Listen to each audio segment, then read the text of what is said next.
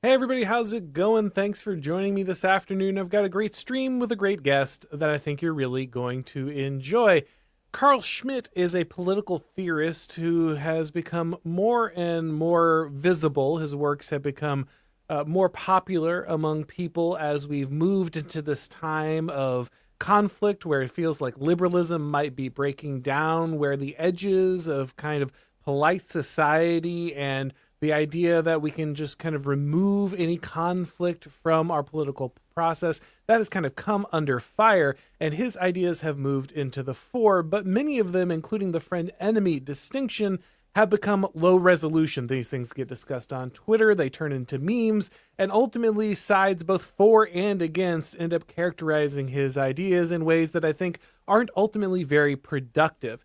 And so helping me to unpack this concept today is Michael Millerman. He's an author, he is a political scholar, he is a philosophical scholar, and he also has his own school where he does courses, the Millerman School. Michael, thank you for coming on today. Thanks for having me. Absolutely. So you and I have discussed Carl Schmitt a good bit on our own. We've each done work on his videos. You've obviously got entire courses discussing Schmitt's ideas. But today I want to do two things. First, I want to unpack the friend enemy distinction and get a real fleshed out sense of what this is. How does it apply? Is it just we can do whatever we want to our friends and whatever we want to our enemies and it doesn't matter at all? Or is there a deeper understanding of this? And then the second part of today's show, I want to look through the notes that Leo Strauss had on Carl Schmitt's work, because obviously you are also somebody who's very familiar with the work of Strauss, and I thought it would be helpful to bring his thoughts into the work and help us better understand Carl Schmitt from a couple different angles. But before we dive into all that, guys, let me tell you about today's sponsor. Universities today aren't just neglecting real education, they're actively undermining it, and we can't let them get away with it. America was made for an educated and engaged citizenry. The Intercollegiate Studies Institute is here to help. ISI offers programs and opportunities for conservative students across the country. ISI understands that conservatives and right of center students feel isolated on college campuses and that you're often fighting for your own reputation, dignity, and future. Through ISI, you can learn about what Russell Kirk called the permanent things, the philosophical and political teachings that shaped and made Western civilization great.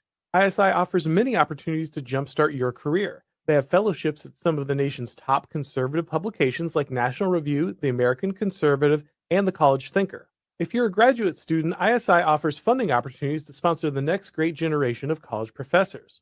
Through ISI, you can work with conservative thinkers who are making a difference. Thinkers like Chris Rufo, who currently has an ISI researcher helping him with his book. But perhaps most importantly, ISI offers college students a community of people that can help them grow. If you're a college student, ISI can help you start a student organization or a student newspaper or meet other like-minded students at their various conferences and events. ISI is here to educate the next generation of great Americans. To learn more, go to isi.org. That's isi.org. All right, so the friend enemy distinction, again, is something that features prominently. It's what Carl Schmitt is known for, I think, for a lot of people who aren't familiar with his larger body of work.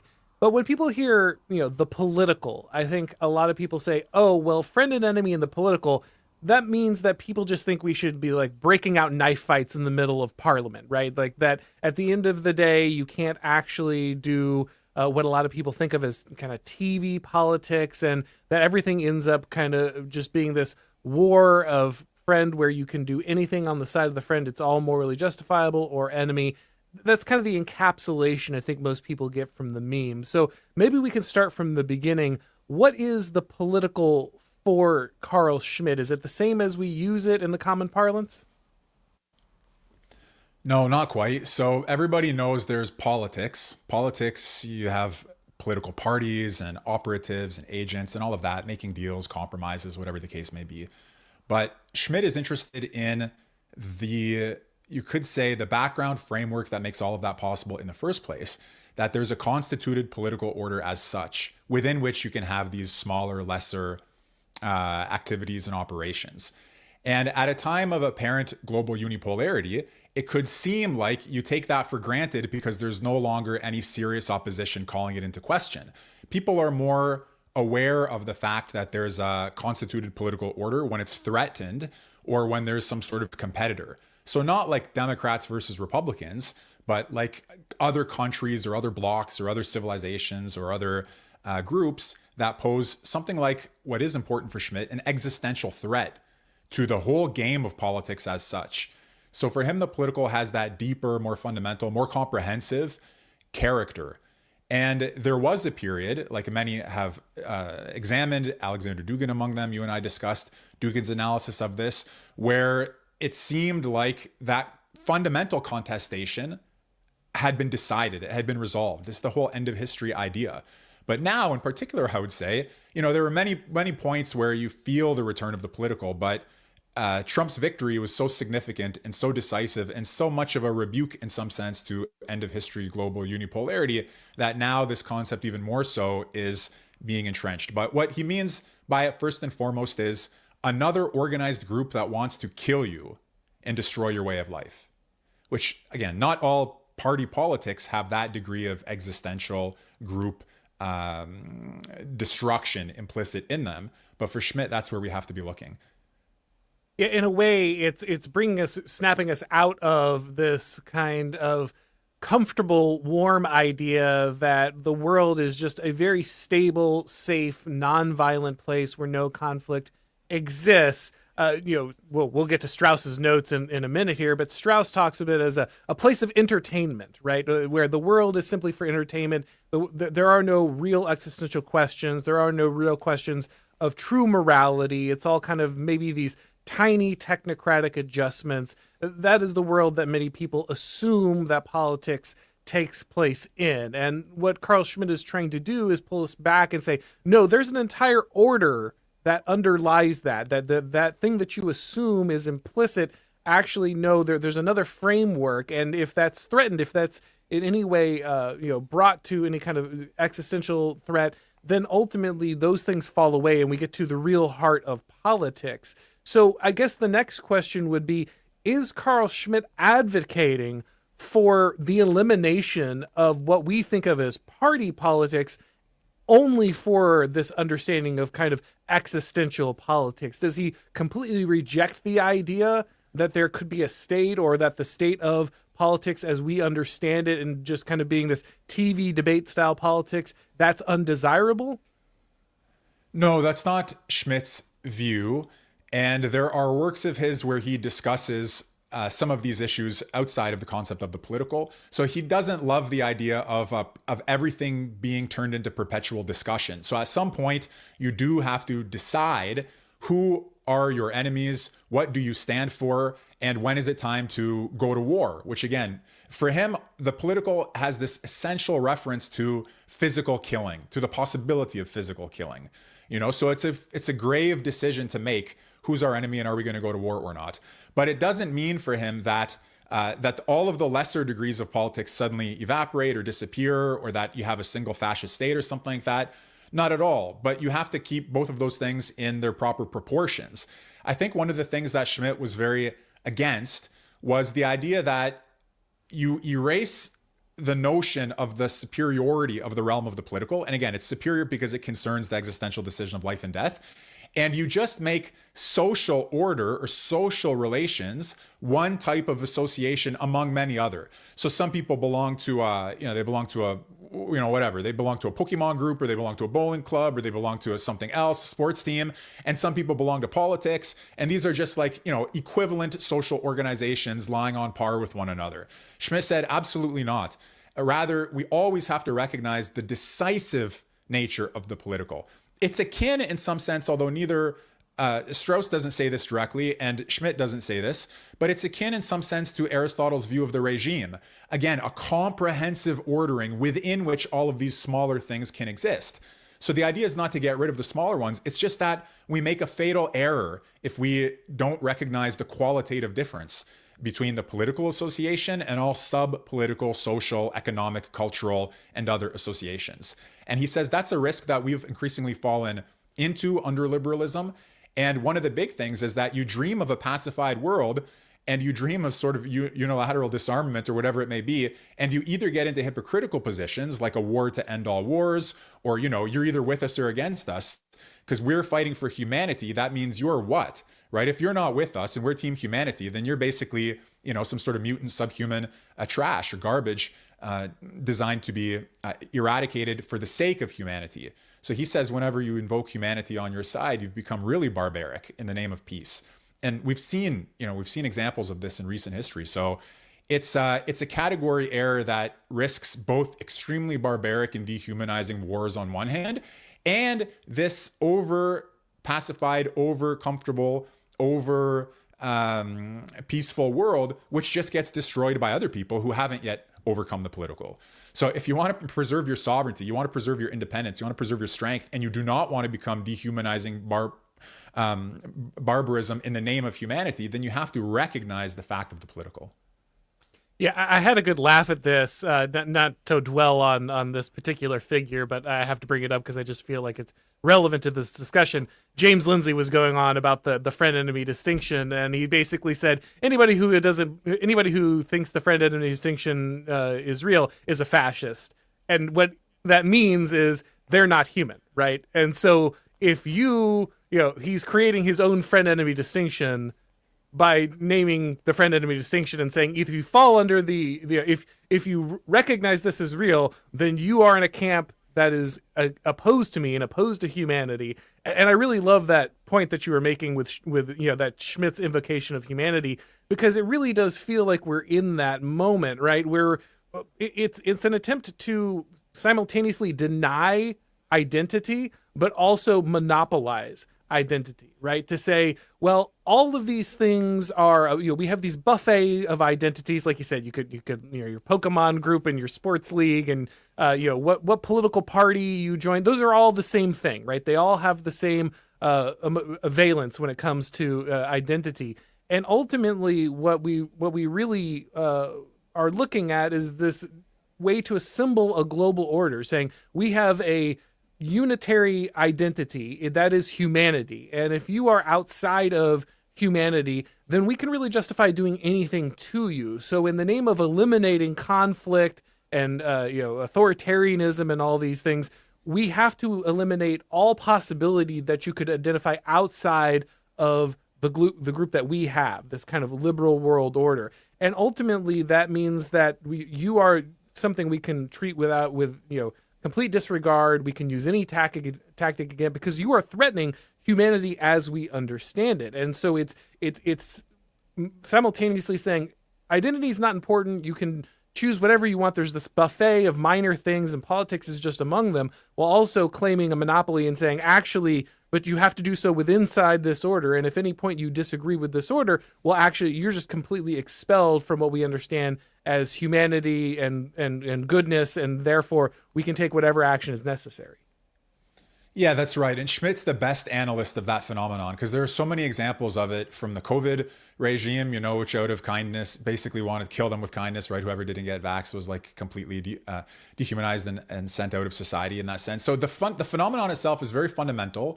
It's very interesting. Same with the diversity flag. They always have to include a new group in the diversity flag, but they can never, that's always, the more they include, the sharper their exclusion is of the so-called, centralized identities of the white European male or whatever the case is. So everybody, I think, is familiar with the phenomenon, though not everybody names it, calls it out, distinguishes it as clearly as Schmitt does. And he also reminds us very nicely, there's so much, even though it's quite short, it's 70 or so pages, there's so much in it that is memorable and punchy. When he says that whenever somebody talks about democracy or authority or fascism or anything else like that, equality, equity, you have to understand who they're using this concept against. That all political language has this polemical character. That's also very important, very helpful. And once you see it, you can't unsee it. So yeah, he's spot on. It's funny. There are other analysts of so-called fascism, like I think it's James, what's his name, Stanley or something like that. Maybe not James, but it's called Fascism, Why It Works. Jason Stanley. Same too. It's the us versus them. They say fascism is us versus them. Okay, that's just another way of saying friend and enemy. Okay, fascism is us versus them, but we're anti-fascists, so we're not like them. And you can punch a fascist. So it's either they're either deliberately obscuring the point, or they're showing how no matter how much you try to suppress the political, it still operates. Just either it's going to operate in a suppressed, distorted, alienated sort of like in a psychological projection type manner, like it comes out like a perversion because it's been suppressed, or we can identify it, acknowledge it, and build some attitude towards the world that's appropriate, accurate, and reflects the basic observation. Now, I know we're going to talk about Strauss, but I just leave it here as a little asterisk, which is whether for Schmitt it does constitute an observation into the essence of human and political life, or again, whether it is, which some people might legitimately still think it is, something that we can overcome. Like, even if you say, yes, there is such a thing as the political, yes, there is such a thing as the vision of friend and enemy, yes, we've suppressed it and it operates in all these sort of perverse ways, but nevertheless, we should do everything in our power to overcome it. And that could be, that could be a position that people take. But obviously, to overcome it, you have to go to war against the enemies of it. Precisely, yeah. And that's, I think, very interesting because, again, a lot of people, obviously, Carl Schmitt, complicated, history involved in the Third Reich and everything that comes with that in, historical baggage. And so a lot of people look at this assessment and they say, oh, well, this is Nazi politics, right? This is fascist politics. So this is politics that only exists if you're under like a fascist order, or this is the way that they view politics. But Schmitt, as you point out, is trying to grasp what might be, and we'll get to Strauss's evaluation of this and its accuracy later, what might be a core human truth, no matter who's wielding it, right? Like it doesn't matter how you feel about the Third Reich. Von Braun is right about how rockets work, right? And so he's asking, is this true about human nature? Is this a true understanding of the political that we can drill down and understand? And that is not itself necessarily advocacy or being excited about that truth, right? Like, it is sin part of human nature? Yes. Am I excited, therefore, about sin? Well, no. But if I ignore that part of human nature and I try to turn everybody into some kind of perfect being, I will have missed something very important about humanity, and I will do something terrible in my quest to eliminate something that is real about human nature. And one could see the friend-enemy distinction in this way. Just because you recognize the truth of sin doesn't mean you're advocating for it. And just because you recognize the truth of existential conflict doesn't mean you're advocating for it. It simply means you're recognizing that if we ignore this thing, if we treat it as if it doesn't exist and it's not real, and we construct our societies as if human nature is other than it is, we will make critical errors that will either cause us to do serious harm or perhaps even travesties to others, or we will make ourselves victims of those who do understand this aspect of human nature and plan accordingly.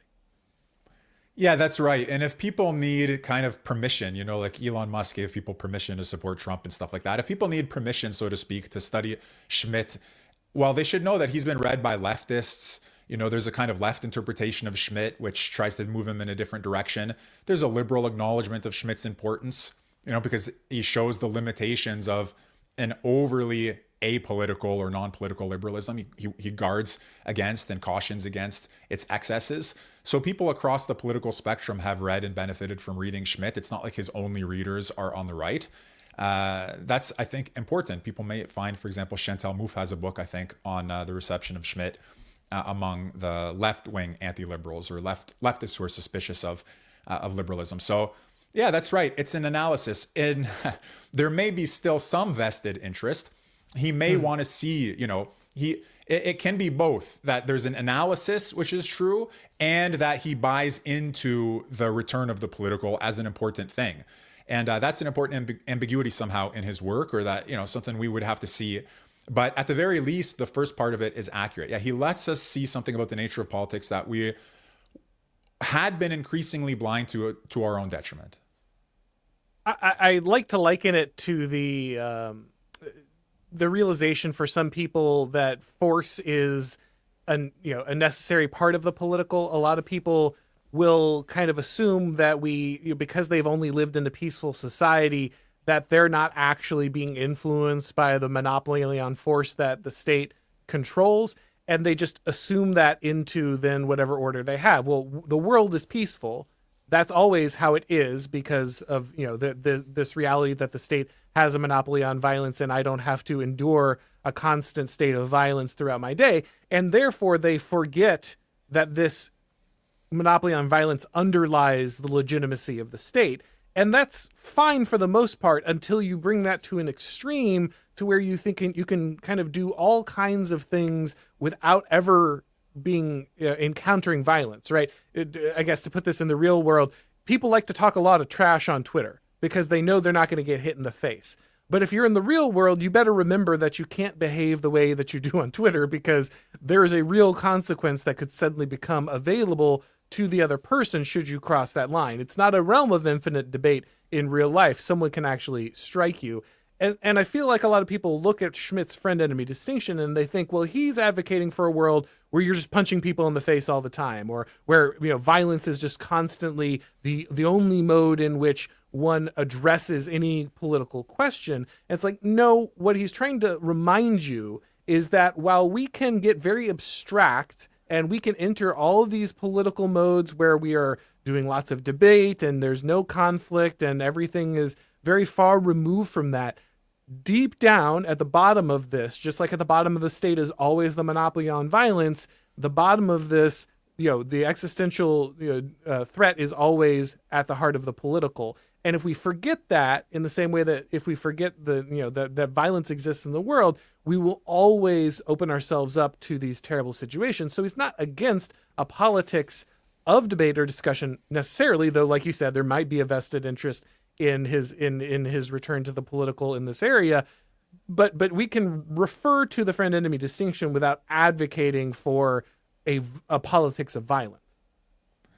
Yeah, I think that's right. In fact, I would go even further in some sense, which is that he is not in the text militaristic. He does not say that you have, he doesn't say like go start wars all over the place and there's nothing greater than a warrior. So he's not championing the figure. I mean, there are other authors who do this. They champion the figure of the warrior and they sing the praises of the splendor of war and all of this.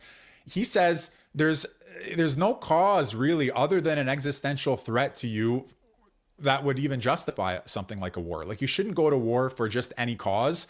And there kind of even is no cause that justifies war except for the existential threat of an enemy.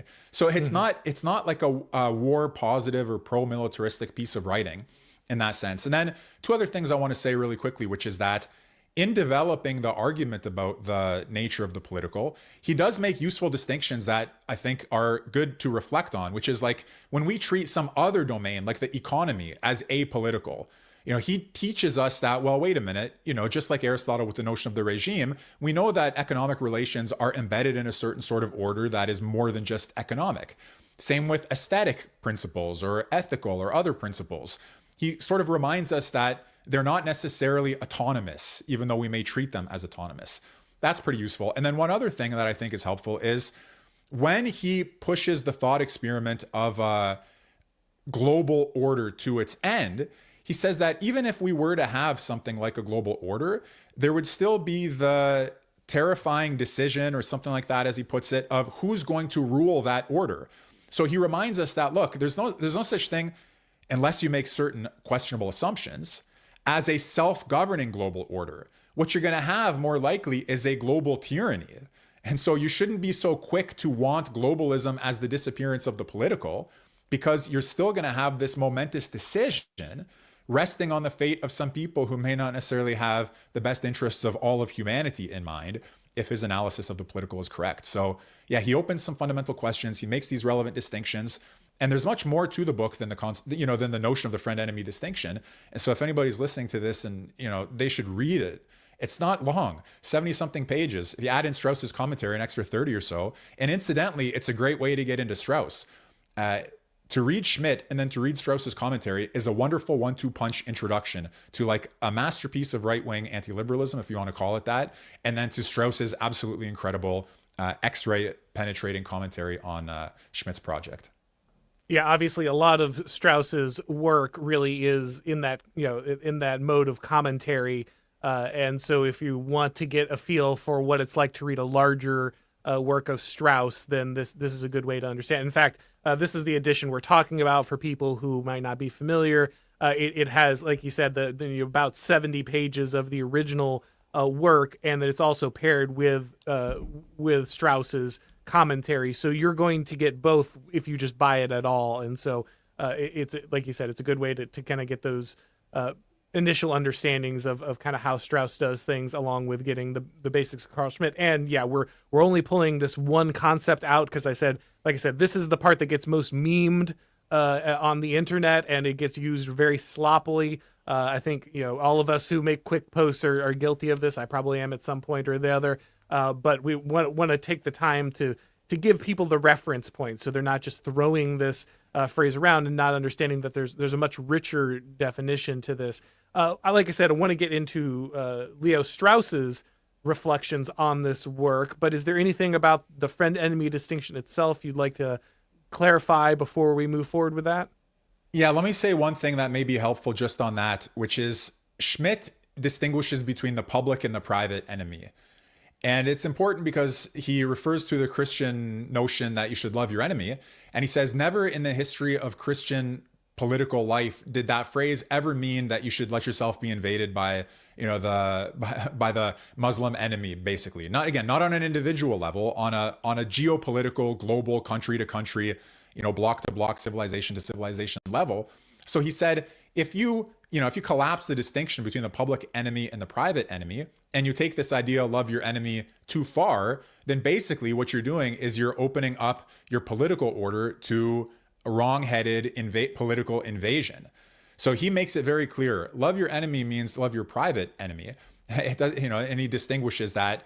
And that's important too, that concept has that doubling. You have to include the public-private division. The enemy for Schmitt means the public enemy, and primarily it means the foreign public enemy. It means the other fighting collectivity that you're going to go to war with. Although he does also have room in his analysis for civil war. What happens when a single political entity gets split so radically that it's willing to take up arms against itself? So I would say that those two things are important to just enrich the basic notion, right? Us and them, yes, but on the public level, as distinct from civil war and as distinct from, love your enemy, which is a different sort of thing. Maybe one other observation here is that Schmitt, he says, look, in economics, you have profit and loss. In aesthetics, you have the beautiful and the ugly. Morality, you have the good and the bad. In politics or the political, you have friend and enemy. But it doesn't mean that your enemy has to be the poor or the ugly, or, these are separate sort of categories. So he kind of wants to make it clear that don't necessarily mix your categories. Like the decision about who's an enemy, it's kind of a sovereign existential decision. It's not like you're going to hate. It doesn't come pre-packaged who it is that you're supposed to consider your public enemy. In some sense, that's the act of the sovereign. Like if a new political power comes into force and says, we now declare that X, Y, and Z are our enemies, well, that's the prerogative of sovereign power. That's in some sense one of the key examples of the exercise of sovereign power, defining that relationship. But yeah, so not collapsing it into the other categories, distinguishing it from the private enemy and seeing it that it's not necessarily the civil war. All of that, I think, helps to give even more substance to that notion. Yeah, in fact, he clarifies that the enemy can be someone who you honor, who you thought was, had impressive features, someone you were doing business with or trading with before, right? Like they don't have to be the villain in even necessarily a moral sense. To eventually become the enemy. And I'm glad you pointed out that distinction between the public and private, because I have this discussion a shocking amount of times in real life where people still are confused about kind of basic biblical injunctions where they say, oh, well, it said love your enemy, so we can't go to war. Like I have this discussion with very intelligent people who are Christians, and it's confusing. It's like, well, if you look at the church fathers, this was not the understanding, throughout history of, any Christian civilizations. There was never part of Christianity that you had to be conquered, that you could never defend yourself, that there was, that Christianity is basically a civilizational suicide pact. It didn't conquer the world by that understanding of of the friend and the enemy. And so it is amazing that that continues to survive, but I think it is often preached, unfortunately, in a very simple manner where it is not expanded and understood in any historical context, which is dangerous. Not that Schmitt needs to be your sole authority on that. You don't have to say, well, Carl Schmitt told me that, so that's what Christianity means. No, you can go to many different Christian theologians and philosophers and draw that same conclusion throughout history. But we're going to move into the Leo Strauss portion, and of course we'll still be referencing all of this as well, but focusing more on what he had to say about Carl Schmitt. But before we do that, guys, let me tell you a little bit about job stacking. Hey guys, if you're looking to break into the world of fully remote jobs, I want you to listen closely. There's a new job stacking program focused solely on how to land remote jobs, even if you don't have any remote work experience. The new Remote Work Mastery program is designed to get you to successfully implement the strategies that allow you to leverage your current skill set, whatever that happens to be, into a fully remote role. No need to learn any new complicated skills like coding or finance. This is all centered around what you already have experience with. There are a lot more remote job opportunities in today's marketplace that go beyond the typical IT job set. The job stacking team will walk you through the entire process of identifying suitable remote positions that adjust to your experience, optimizing your resume, and acing your job interview so that you're set up for success in the world of remote work. So if landing a remote job is something that you're interested in, go to jobstacking.com/masterremote and schedule a call with Rolf today. All right, so like we were saying, Leo Strauss is, however, people have many opinions about his philosophy. Most of them, I think, ill-informed. But however you feel about that, he's undeniably a great scholar of philosophy, and has great insights when it comes to addressing the works of others. And his notes come prepackaged, as we point out, with this kind of expanded edition of the concept of the political. So you don't need to go out and buy some different book or look for an essay somewhere. You've got his thoughts on the essay right there when you read this, if you read this. So to give people an idea from the beginning here, what is Strauss's approach to Carl Schmitt? What's the context in which he's responding to the concept of the political? Well, first thing I want to say is a lot of people have asked me where to start with Leo Strauss. This is a great starting point. Okay. You get Schmitt, you get Strauss, and you see how beautifully he puts together his commentary. And it had Schmitt's seal of approval. Okay, Schmitt said that Strauss saw through him like an X-ray. In other words, this is, as it were, a sanctioned interpretation. Okay, so Schmitt approves of Strauss's insights here. So Strauss has to identify several themes in Schmitt's work. So one of them we alluded to, which is, to what extent is Schmitt just observing that the political is a feature of human life? And to what extent is he asserting that it's a good thing it is? Does he believe that it always will be? And if he thinks that it could be replaced, is he trying to protect it? Because those are sort of different things. If I just say the political needs to be observed, that's one thing. If I say the political is at risk of disappearing and it needs to be defended, that's another thing. So Strauss analyzes the book from the perspective of its polemic against liberalism. He tries to see its deeper tendencies and the horizon of Schmitt's criticism. So it's actually pretty amazing because one of the many great take-home messages from Strauss's essay, but the one that I think is kind of the most powerful encapsulation of a key point is this. Strauss says that for Schmitt, liberals are neutral with respect to any political position so long as it is like tolerant and peaceful. Like do whatever you want to do. Just, live and let live. Just don't tell anybody else what to do. Just let them do their own thing. And it doesn't really matter what it is. You fill in the substance. It's an empty formalism. As long as it is peaceful and tolerant. This is him paraphrasing this part of Schmitt's essay. But what Strauss says is that Schmitt is liberalism with the inverse polarity. Schmitt says, as long as you're existentially serious enough to have an enemy that you're willing to kill, or possibly be killed by, then it's all good. It doesn't matter what that thing is that you're standing for.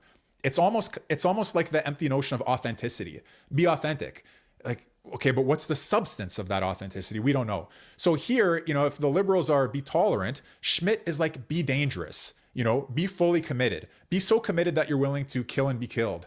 Okay, but that is also an empty formalism. And here Strauss makes the very beautiful and all important point. He says, what do people disagree about? What legitimizes the distinction into friend and enemy groupings? It's the question over the good, over the just, over the right way of life. It's not an empty formalism. It's a substantive dispute.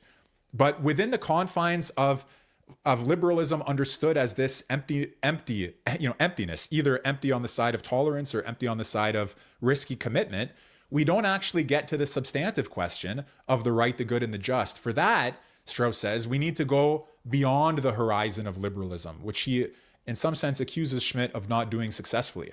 So to put this in what I think is the best sort of way, like Schmitt is known as, let's say, an anti-liberal on the right. He's known as a critic of liberalism from the right. Okay, like you said, Nazism and all the rest of it. And Strauss is seen as pretty moderate. In fact, there are people who defend Strauss as like, a moderate liberal Democrat. But in his notes, Strauss says Schmitt is still too liberal. And nothing is more important than overcoming Schmitt's liberalism, which is really jaw-dropping stuff. But it gives you the whole sort of like weird path of Strauss's further writings, his analysis of Hobbes as the first liberal, and all the way back to Plato, whom he cites in that passage about the disputes over the good, the just, and the right. So a lot of people have criticized Schmitt's analysis as basically just taking the Hobbesian war of all against all and expanding it to groups instead of individuals, right? So instead of individual man constantly at war, you're just saying there are different factions and they're constantly at war. And the only thing that matters is being, identifying who's on your side in this war and then winning that war. How would Strauss feel about that characterization of Schmitt's work? Well, for Hobbes, the state of nature is something that we have to move away from. So yeah, in a state of nature, people know solitary, nasty, poor, brutish, and short, but that's the precondition for the civil state, basically, getting away from the natural and towards the constructed. Political life as a construction designed to move us away from our state of nature. So Hobbes does not assert the superiority of war in a state of nature. In fact, it's the precondition for civilization, for the process of moving away from that. Whereas Schmitt, he is moving us back to the roots to remind us of this conflict, not primarily in order to get away from it, but kind of to assert its positive significance, its primacy. And I think Strauss has a nice line there. I can't quote it from memory. I could pull it up. But yeah, Hobbes has the state of nature as the foundation for liberalism, but sort of to undo the liberalism that we've gotten ourselves into, Schmitt brings us back to the state of nature as a positive assertion. So that's those are two very different directions, even if they happen to be starting, let's say, they have it in common, this idea of a natural state of war, but one sees that as something that we should be reminded of, again, potentially in a good way. And I'll go a step further, that Strauss, in effect, shows us that Schmitt does want the political. He doesn't just see it, he doesn't just say it, he also wants it. And one of the reasons he wants it is because it gives depth to human existence. That a pacified, apolitical, or depoliticized neutral world is a world not fit for humans. It's a world that's flattened out the depths of the human soul. And therefore, Strauss picks up on Schmitt's use of the word entertainment. Entertainment seems like something frivolous, compared to life and death struggles, compared to the great peaks of human existence. So the political lends dignity somehow to the human being through depth. To risk your life is to gain a dimension of existence that you'd lack otherwise. Whereas for Hobbes, Hobbes didn't even want courage to be a virtue. Hobbes has this polemical notion of the bourgeoisie, as Strauss puts it. It's the riskless life. Hobbesian liberalism is the riskless life. You want to get away from risk, away from danger, away from death, towards the fear of violent death, comfortable self-preservation. So there's a moral inversion here. And Strauss makes that, I think, easier to see than it would be otherwise. Yeah, Schmitt really has this fear of kind of the drive towards the last man, right? Where there's just nothing's worth fighting for. Everything is about small pleasures and comforts. There can't there can't be anything that drives us to risk. It's, that is something that he certainly thinks is, like you said, just flattening out human existence, deriving it of meaning, ultimately of any moral content, and not a great way to live, and certainly not a great way to calcify the world order in. It's something that traps us in that kind of very shallow existence in perpetuity. What else does Strauss bring to the foreground? What else does he think that Schmitt gets correct, and what else does he think that he's lacking in? So one of the things that I always found nice about Strauss's commentary, that again, like with all of Strauss's commentaries, you may not see it the first time you read Schmitt, but when Strauss points it out, it becomes very worth thinking about, which is that Schmitt has two notions of evil. One notion of evil is kind of like just animal vitality. It's sort of just the imperfection that belongs to any, let's say, animal type being. In other words, it's not primarily or fundamentally sin. It's just sort of like a bare... Innocent evil, I think he calls it. Innocent evil, right.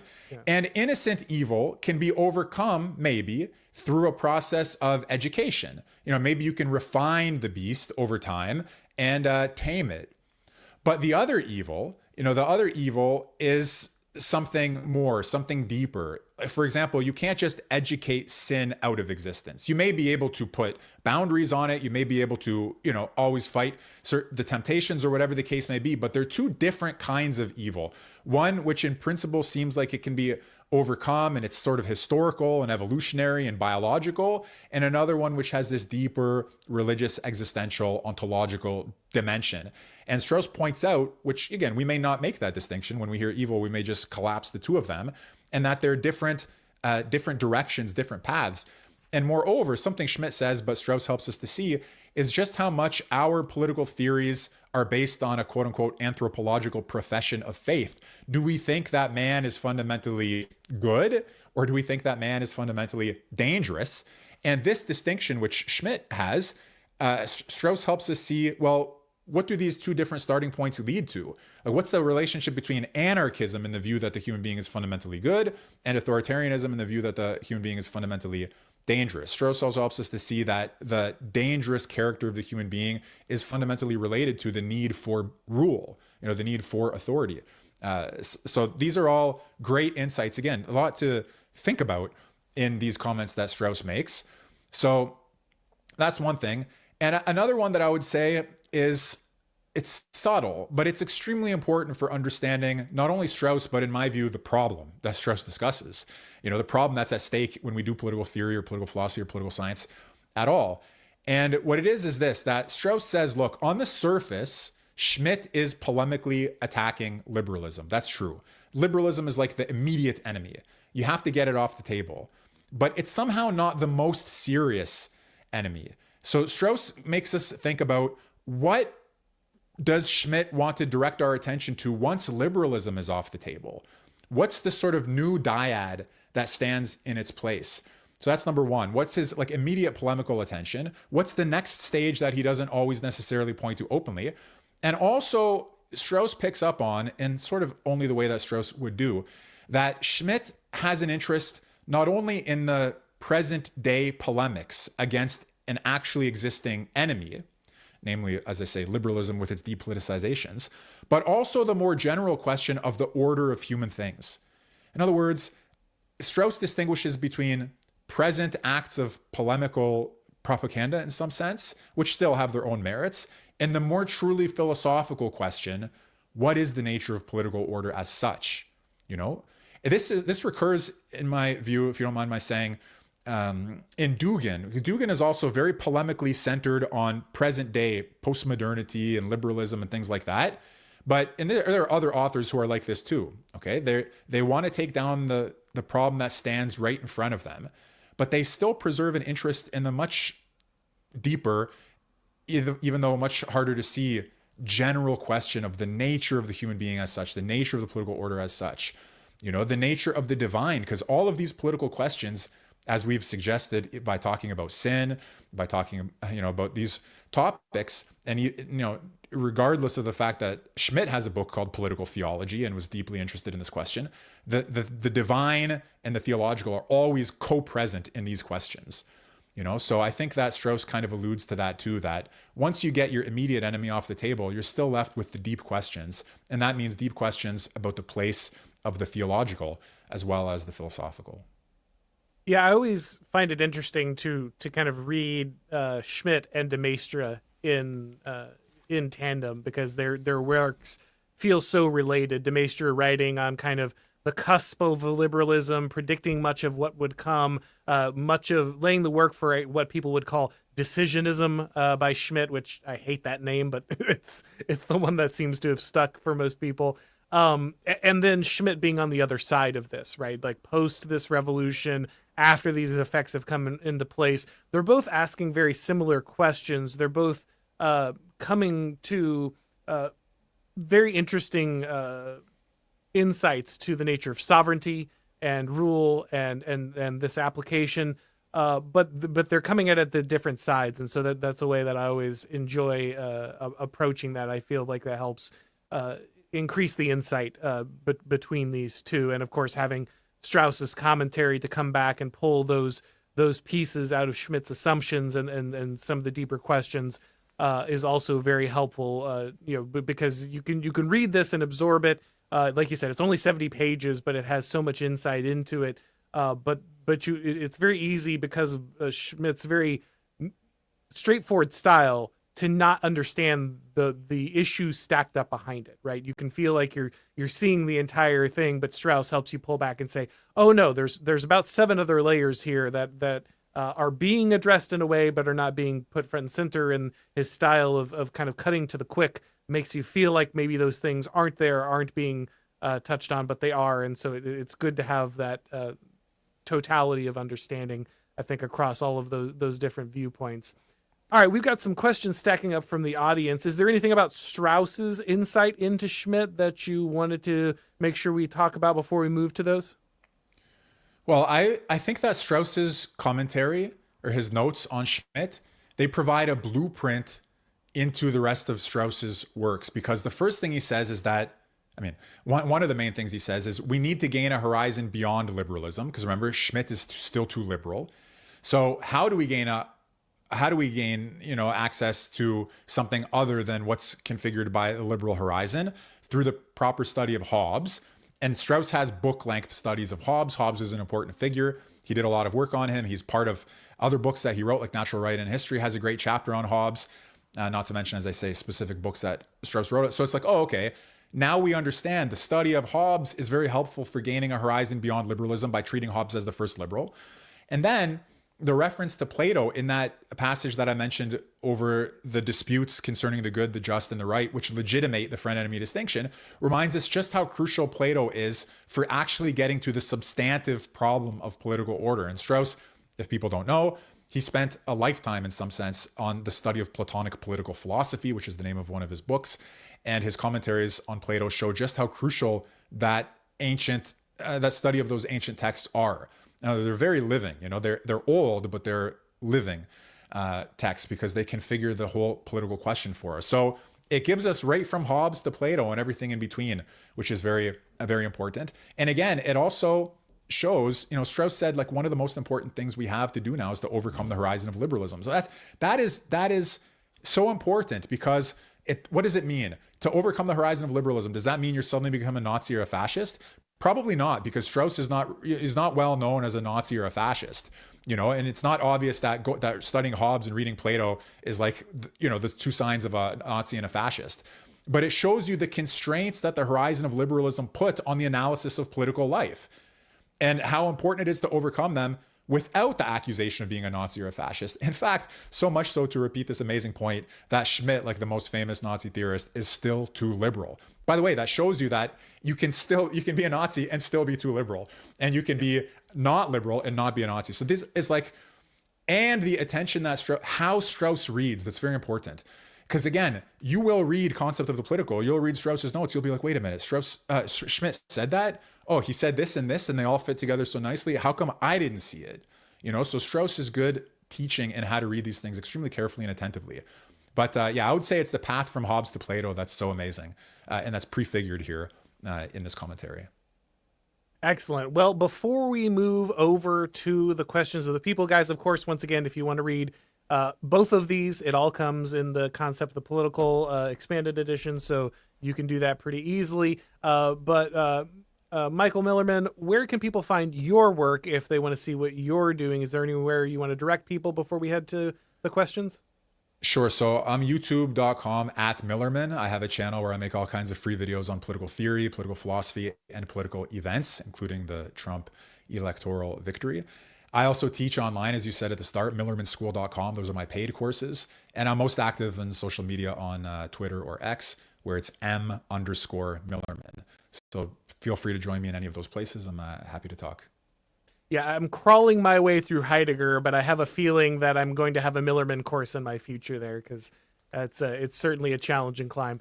All right, guys. By the way, can I just say super quickly, in sure. the introduction, I have a different edition than you. It also has Strauss's essay, but I don't think it has the neutralizations essay by Schmitt. Oh yeah, he's got. But anyways, in the introduction here, there's a line that that Schmitt is like the Heidegger of political theory, given his importance across the whole political spectrum. So there are nice relationships between Schmitt and Heidegger there too, encapsulated even by that sentence. But it sure is a lot easier to read, and man, do I appreciate that. All right, let's move over. That's for sure. Let's move over to our questions real quick here. Jeff says, simply the friend-enemy distinction is neither binary nor moral and is context dependent. It is fundamentally about the survival of the group. How do you feel about that statement? So one of the things here is it takes the group as given, so it says first you have the group, but one of the things that Schmitt is interested in is it's a sovereign decision who is included in the we and who's excluded. And of those who are excluded, who poses an existential threat enough to be regarded as an enemy. Those are sovereign acts of, it is binary in some sense for him. It's not exactly moral. That's true. But you can't take the group for granted at the outset, because a person may think like groups are given. It's not so obvious to me the extent to which groups are given for Schmitt. Obviously groupings are important, but what's the relevant grouping? Is it the civilization? Is it the culture? Is it the state? Is it the race? Is it the people? Is it the civilization? Is it the bloc? So if you say it's fundamentally about the survival of a group, it is about survival for Schmitt. That's true. Because the whole political is your survival is that threat, the survival of your way of life, and again, your existential existence. It's always with reference to the real possibility of physical killing.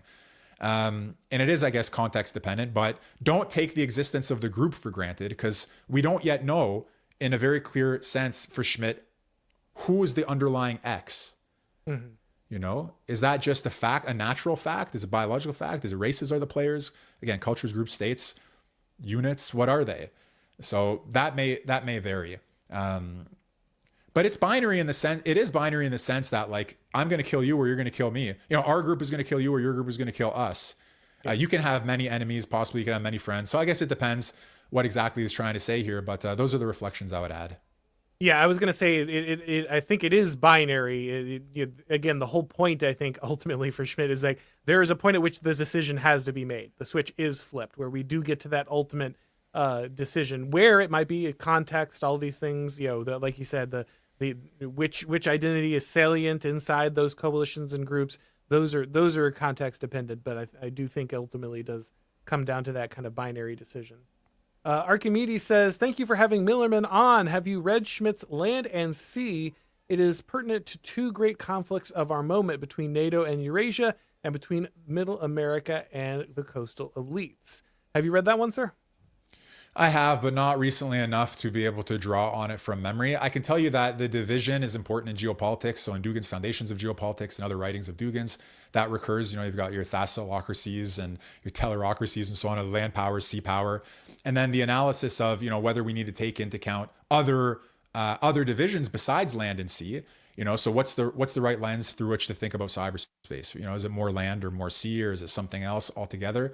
But again, I couldn't go through the text because it's been too long since I've read. I just don't have it on the tip of my tongue.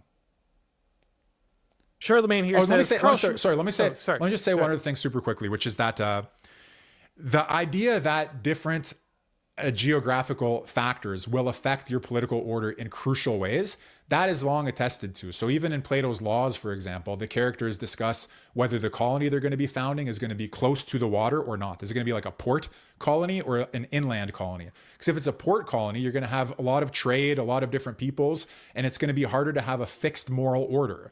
You know, if you live in a port where you have people coming and going all the time, you're not likely to have a sort like a Spartan type moral order. You're not likely to have a fixed moral order. So the idea that you can project different like fluidity or stability of moral order on the characters of land and sea is well attested to, even outside of Schmitt, and it's carried through obviously the commentary of the geopoliticians.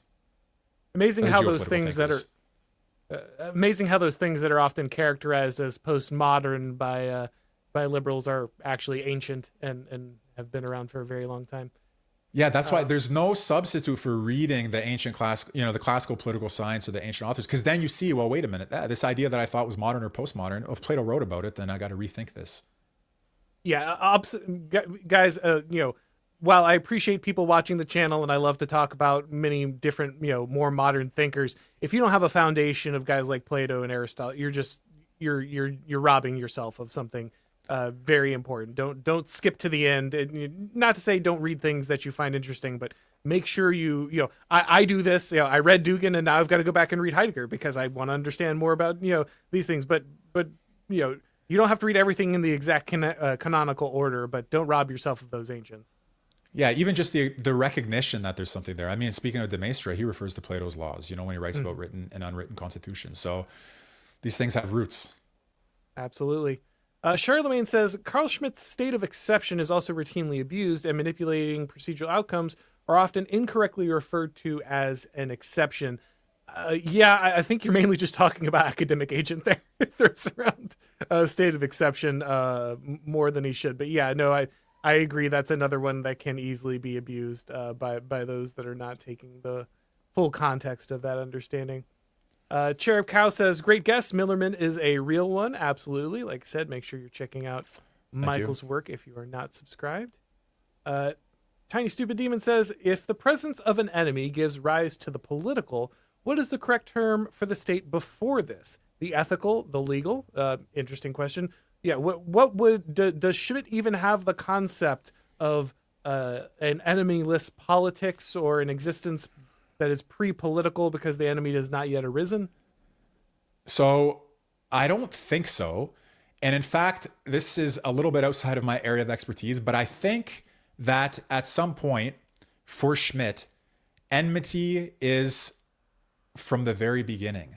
In other words, God and the devil, so if you have enmity, right? Yes, it's not, he does not have an evolutionary account of the origin of political order. I think for him, these divisions are laid into the fabric of existence from the beginning, and they are fundamentally theological. And therefore, it's not like they arise at some point. They're embedded into the order from the beginning.